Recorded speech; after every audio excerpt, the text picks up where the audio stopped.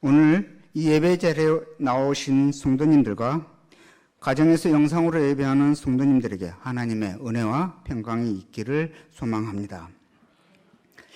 여러분은 이 세상을 살아가시면서 만족하며 살아가고 계시나요? 혹시 여러분의 마음이 텅 비어 있지는 않으신지요? 때로는 자녀의 문제로, 세상의 성공의 문제로, 그리고 경제적인 문제 등으로 인하여 마음속에 공허함을 느끼신 적은 없으신가요?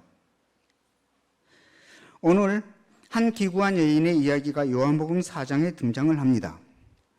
흔히 우리가 아는 사마리아 수가성 우물가의 여인입니다. 이 기구한 여인은 날마다 사람이 다니지 아니하는 정오의 때학볕이 가장 강렬히 내리쬐는 그 시간에 사람들의 낯을 피하여 우물가로 물을 기르러 다녀야만 했습니다. 뿐만 아니라 어릴 적부터 마음 한가운데 텅 비어있던 그 빈 공간을 채워 허전하고 공허함을 마음을 채우려고 그는 남자를 선택하였지만 오히려 그의 인생에 고통만 남기고 그 공허함과 허전함만 커져버린 인생을 살아가는 여인입니다. 오늘 본문의 예수님은 예루살렘에 계시다가 갈릴리로 돌아가시는 길이었습니다.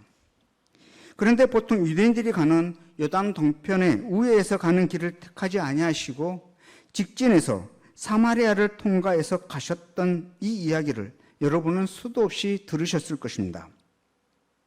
예수님은 사마리아에 있는 수가라는 동네에 가셨습니다. 먼저 사마리아라는 곳이 어떤 곳인지 잠시 살펴보고자 합니다. 예수님은 유대인이셨죠?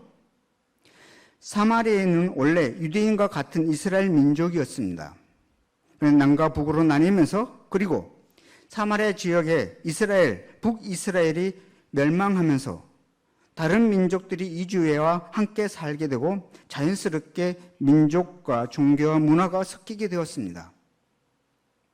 유대인들은 이렇게 다른 민족과 섞인 사마리아인들에게 반감이 생겼고 또 이 두 민족의 갈등은 점점 심해져 갔습니다.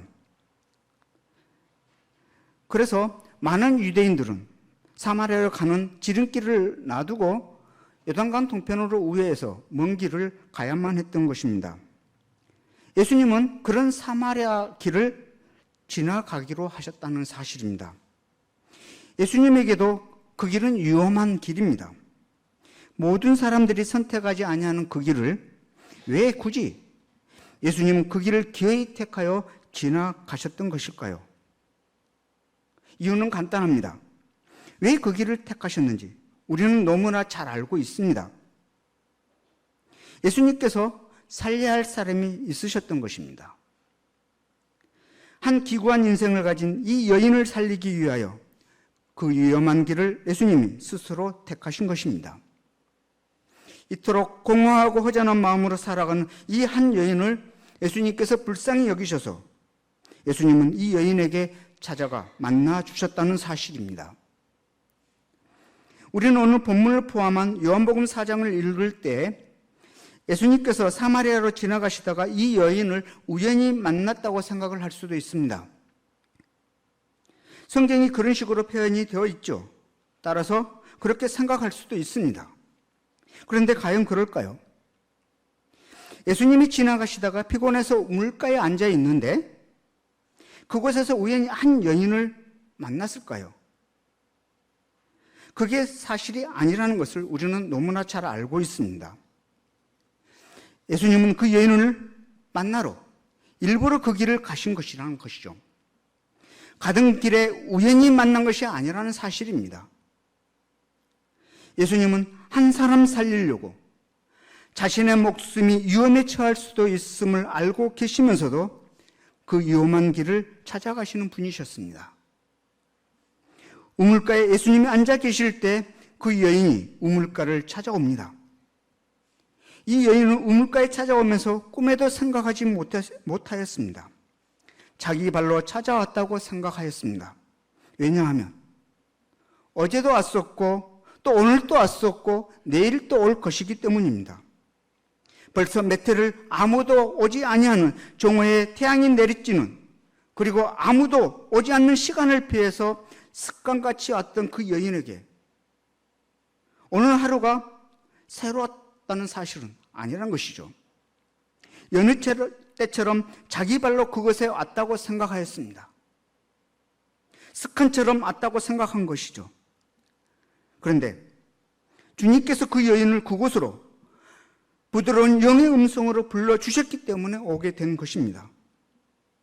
그 여인은 자기 발로 온 것 같지만 주님의 이끌리심으로 그 자리에 오게 된 것이죠.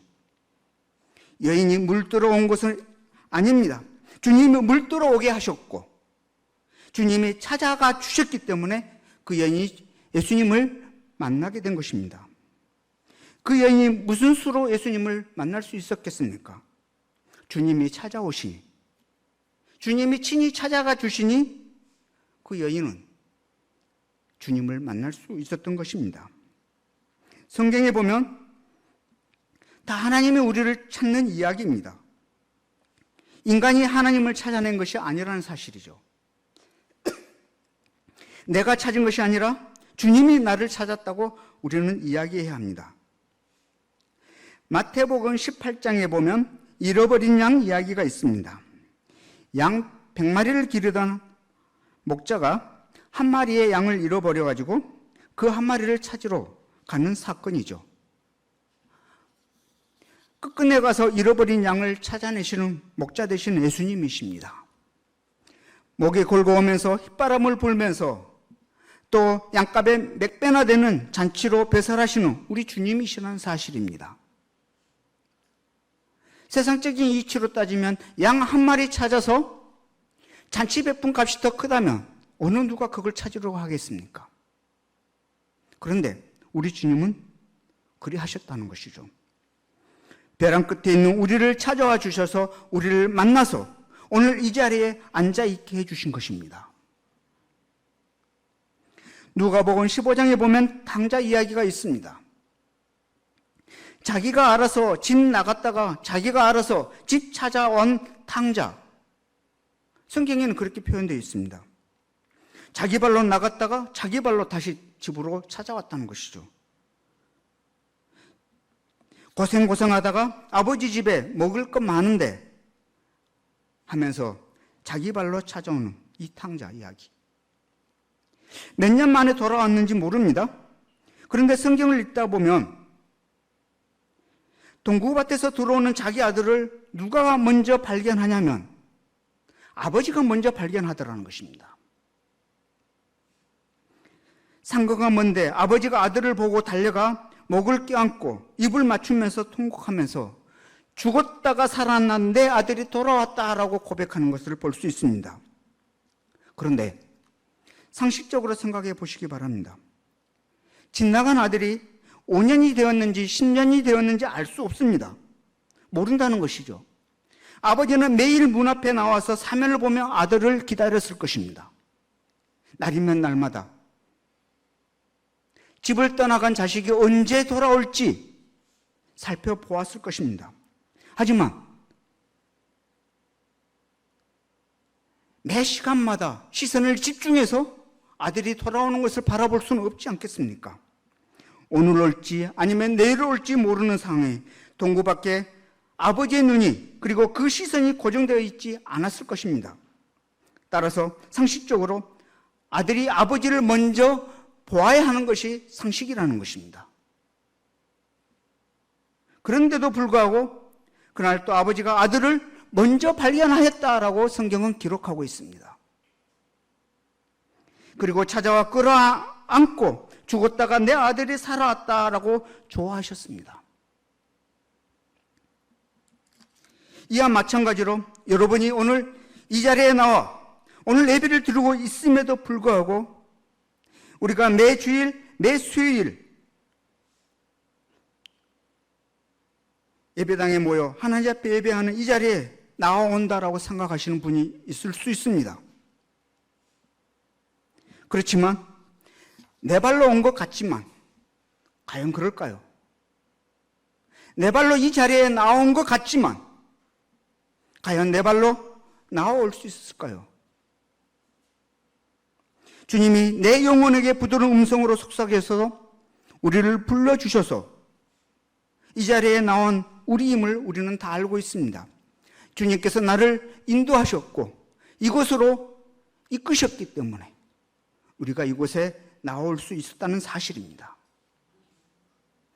지난 세월 동안 내가 이 자리에 나와온 것이 아니라 지난 세월 동안 주님이 한 번도 빠지지 아니하고 저와 여러분을 불러주셨기 때문에 이 자리에 온 것입니다.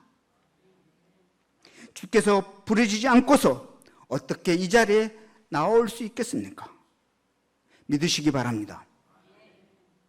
이 자리에 나오는 것 결코 쉽게 생각하면 안 되는 것입니다. 이 이유 저 핑계 대면서 이 자리에 오지 못하는 성도들도 있다는 사실을 우리는 기억하시기 바랍니다. 내 의지와 상관없이 나로 하여금 교회에 가지 못하는 핑계거리가 생겨서 이 자리에 오지 못하는 성도들도 있다는 사실입니다.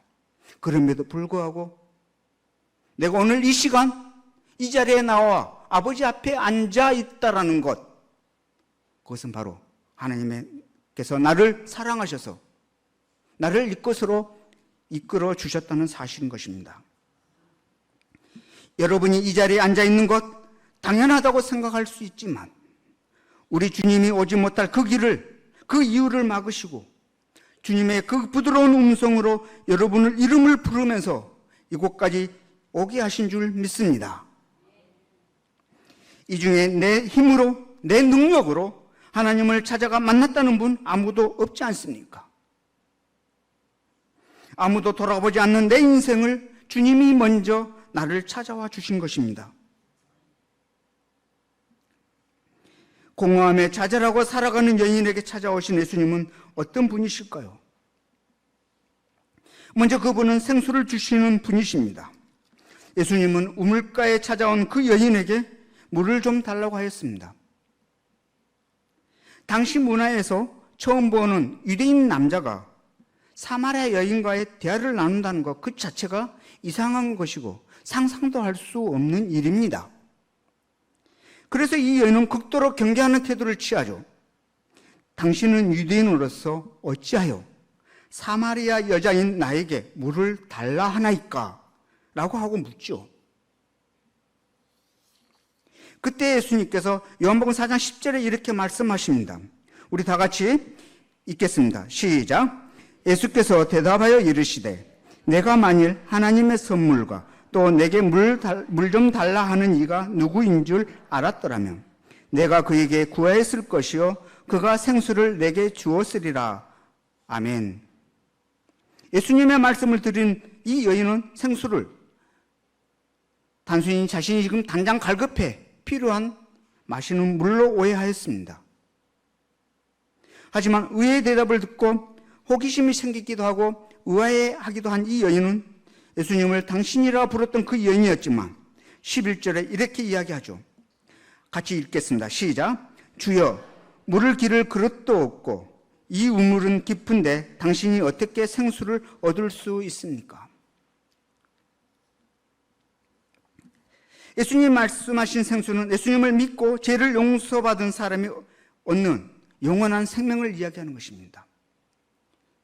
당장 마신 물에 갈급하여서 물을 구해야 했던 이 여인이 예수님께서 말씀하신 이 생수의 의미를 제대로 알지 못했던 것이죠. 하지만 주님은 이 물을 찾는 여인에게 생수를 주신 것이죠. 요한복음 4장 13절이고 그리고 14절 말씀입니다. 우리 다 같이 읽어보겠습니다. 시작. 예수께서 대답하여 이르시되 이 물을 마시는 자마다 다시 목마르려니와 내가 주는 물을 마시는 자는 영원히 목마르지 아니하리니 내가 주는 물은 그 속에서 영생하도록 솟아나는 샘물이 되리라. 아멘. 생수에 관하여 좀 더 자세히 말씀하시죠. 그러나 여인은 아직도 예수님이 어떤 분인지 알지 못하고 예수님께서 말씀하신 이 생수의 의미도 이해하지 못하였습니다. 그래서 그 여인은 15절에 이렇게 이야기하죠. 같이 읽겠습니다. 시작. 주여 그런 물을 내게 주사 목마르지도 않고 또 여기 물 기르러 오지도 않게 하옵소서. 아멘. 육신의 목마름으로 공허함 속에 살아가는 그 여인에게 지금 당장에 필요한 것, 목마름을 해결해 줄 물이었지만 그 여인을 사랑하셨던 우리 주님은 그 여인의 영적 갈급함을 해결할 수 있는 생수를 주신 것입니다. 두 번째는 참 남편이 되어주셨습니다. 물론 생수에 대한 이야기에서 갑자기 남편에 대한 이야기로 화제가 바뀌게 되죠.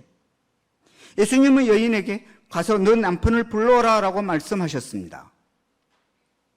여인은 갑자기 남편을 불러오라는 예수님과 대화를 계속해서 이어가고 싶지 않았습니다. 왜냐하면 기분도 나빴을 뿐만 아니라 자존심이 상했기 때문입니다.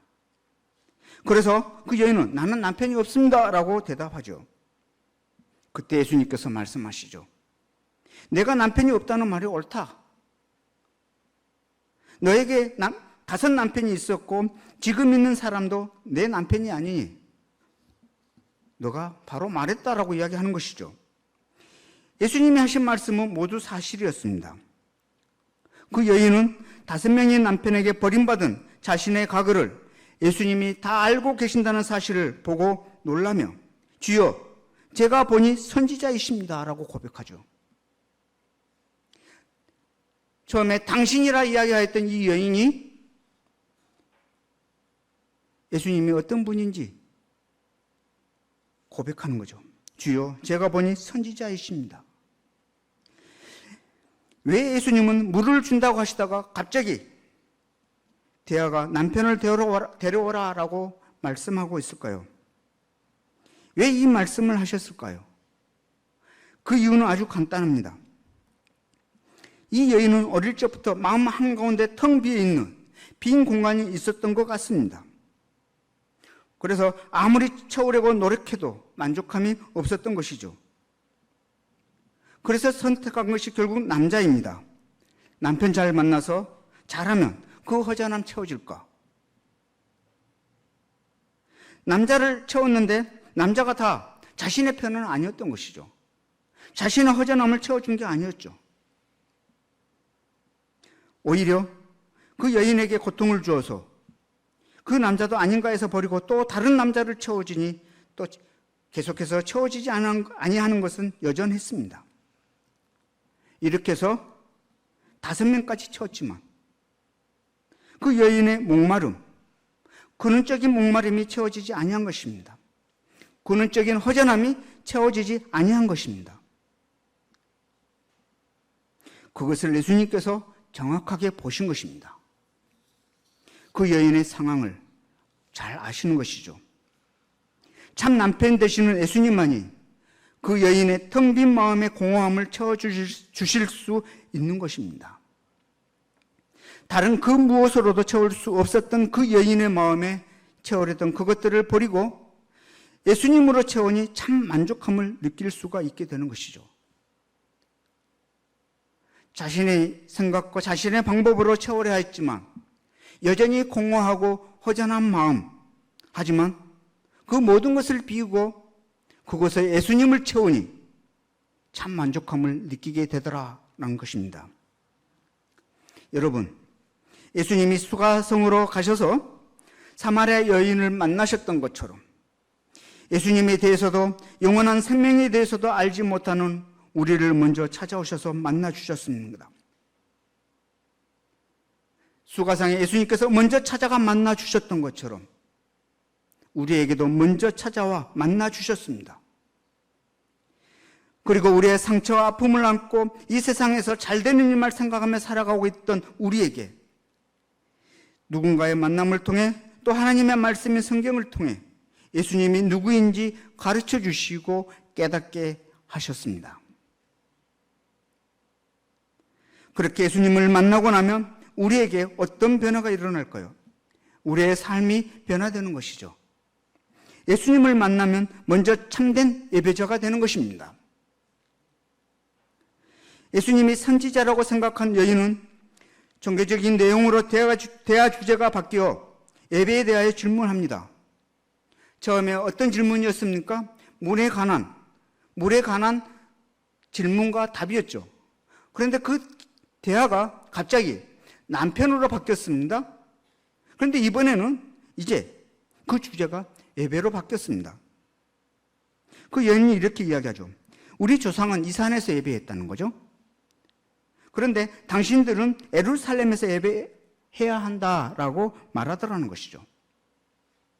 유대인들은 다윗이 하나님께 허락을 받았고 또 그의 아들 솔로몬이 성전을 건축했던 예루살렘 시온산에서 예배해야 한다고 주장했습니다. 그렇지만 사마리아 사람들은 믿음의 조상 아브라함과 야곱이 단을 쌓고 제사를 드렸던 세겜성에 그리심산에서 예배할 것이라고 생각하고 그곳에 예배할 성전을 지었습니다. 물론 그곳에는 정치적인 목적이 있기도 하였습니다. 예수님은 예루살렘이나 그리심산이 아니라 하나님께 예배할 때가 온다고 말씀하고 있습니다. 하나님께 예배할 때 예수님이 우리의 죄값을 대신 치러주시기 위해서 십자가에 달려 죽으셨고 또 부활하시고 하늘에 오르셔서 성령을 보내주실 때가 오면 더 이상 예배하는 장소는 중요하지 않게 될 거라고 말씀하시는 것입니다. 물론 이 이야기가 오늘 이곳에 나와서 예배 드리지 아니해도 된다라는 이야기는 아닙니다. 하나님은 영이시니 편지하신 하나님, 그분은 아니 계신 곳이 없으신 분이시라는 것입니다. 지금 이 자리에도 계시는 하나님, 우리 교회 넘어 영락교회나 지자교회도 계시는 그 하나님, 동일하신 하나님이라는 것입니다. 그럼에도 불구하고 우리가 오늘 이 자리에 나와 예배할 수 있는 것은 주님의 은혜로 이곳에 나와왔기 때문에 우리가 드려지는 이 예배가 중요하다는 사실을 알아야 하는 것입니다. 이 예배를 통하여 나의 생명이 죽기도 하고 나의 생명이 살기도 하기 때문입니다. 하나님은 영이시죠. 그래서 사람의 눈으로는 볼 수도 없고 스스로 알 수도 없습니다. 예수님은 그런 하나님께 참되게 예배하려면 영과 진리로 예배해야 한다고 말씀하시고 계십니다. 영과 진리로 예배해야 한다. 하나님은 말씀을 통해 하나님이 어떤 분이신지를 우리에게 알려주셨고 이 땅에 사람으로 오신 예수님을 통해서 가장 분명하게 알려주셨습니다. 예수님이 곧 진리요 길이라는 사실입니다. 예수님을 믿고 성령을 받으며 장소와 상관없이 성령 하나님과 진리이신 예수님을 의지해서 영과 진리로 예배할 수 있습니다. 진리이신 예수님을 만나 그분을 믿고 성령을 받으면 영이신 하나님을 올바로 알고 참되게 예배할 수 있다는 사실을 우리는 기억해야 할 것입니다. 이렇게 우리가 예수님을 만나면 우리는 예배자로 살아가게 됩니다. 하나님을 아는 만큼 하나님을 사랑하게 되고 하나님을 사랑하는 만큼 하나님께 예배하게 되는 것입니다. 우리가 날마다 예수님을 더 깊이 만나고 하나님을 더 잘 알아 더 풍성한 예배를 드리는 삶으로 변화되어지기를 바랍니다. 두 번째는 예수님을 만나면 전도자가 됩니다. 예수님을 만난 참된 예배자, 영과 진리로 예배하는 자가 되면 수가상의 그 여인처럼 전도자가 되는 것입니다. 수가상의 여인은 메시아, 곧 그리스도가 오시면 선지자라고 생각했던 이 예수님이 말씀을 듣고 모든 것을 확신하며 예수님을 그리스도라고 밝히죠. 이 여인은 그 말을 듣고 물을 뜨기 위해 가져왔던 물동이를 내어버려 두고 자신이 왔던 동네로 들어갔습니다. 여인은 그동안 5번이나 남편에게 버려지는 상처를 겪으면서 사람들과의 만남을 피해왔고 사람들의 낯을 피하여 정오에 우물가로 물을 길러야 하는 그 신세였지만 예수님을 만나니 이제 사람들에게 가서 자신이 한 모든 일을 그리고 자신이 만난 그 일을 그리고 자신이 만난 그 주님을 그리스도라 소개하며 와서 보라라고 외쳤습니다.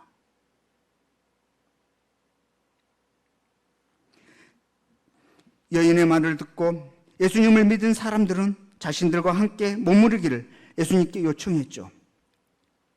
예수님은 그곳에 이틀을 더 머무르면서 말씀을 전하셨고, 그곳에 있었던 사람들은 예수님의 말씀을 직접 들은 뒤 예수님이 세상의 구주이신 그리스도이심을 알게 되었던 것입니다.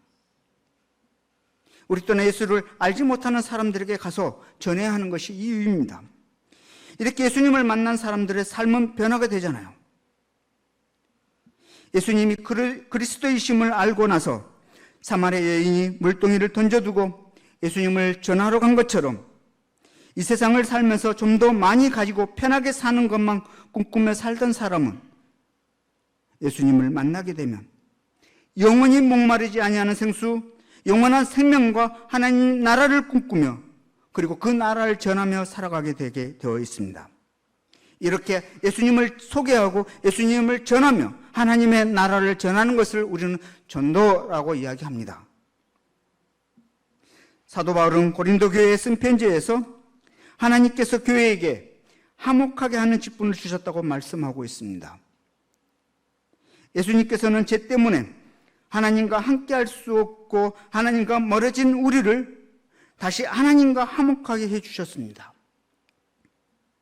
우리가 예수님을 믿지 않는 사람에게 예수님을 전하는 그 일은 죄로 인하여 하나님과 멀어진 그 사람을 하나님과 화목하게 하는 일인 것이기 때문입니다. 예수님을 만난 사람은 다른 사람을 하나님과 화목하게 하는 사람, 바로 전도하는 사람으로 변화되어지는 것입니다. 말씀을 맺고자 합니다. 사랑하는 여러분, 어쩌면 우리는 예수님을 만나고서도 그저 더 이상 우물가에 물을 들어오지 않기만을 바랐던 여인처럼 하루하루 살아가면서 필요한 것만 예수님께 구하고 있을지도 모릅니다. 하지만 하나님은 우리에게 더 가치 있고 영원한 것을 주기 원하고 계십니다. 하나님은 우리가 예수님을 만나 예수님을 믿고 예배하며 예배자로 살아가기를 원하고 계십니다. 우리가 영과 진리로 예배하는 참된 예배자로서 우리의 인생이 회복되기를 바라고 계십니다. 영원한 생명과 하나님 나라를 꿈꾸고 전도하며 살아가기를 원하고 계십니다. 여러분이 예수님을 만나셨다는, 그것은 예수님께서 우리를 찾아와 만나 주셨다는 사실을 우리는 기억하시기 바랍니다. 예수님께서 우리에게 은혜와 사랑을 베푸사 친히 찾아와 주셨다는 사실, 그리고 이전보다 예수님을 더 깊이 알아가고 예수님과 함께하기에 우리의 삶이 변화된 삶을 살아가기에 충만할 것입니다. 오늘 말씀을 통해서 참된 예배자로서 우리의 삶이 변화되기를 주님의 이름으로 축원합니다.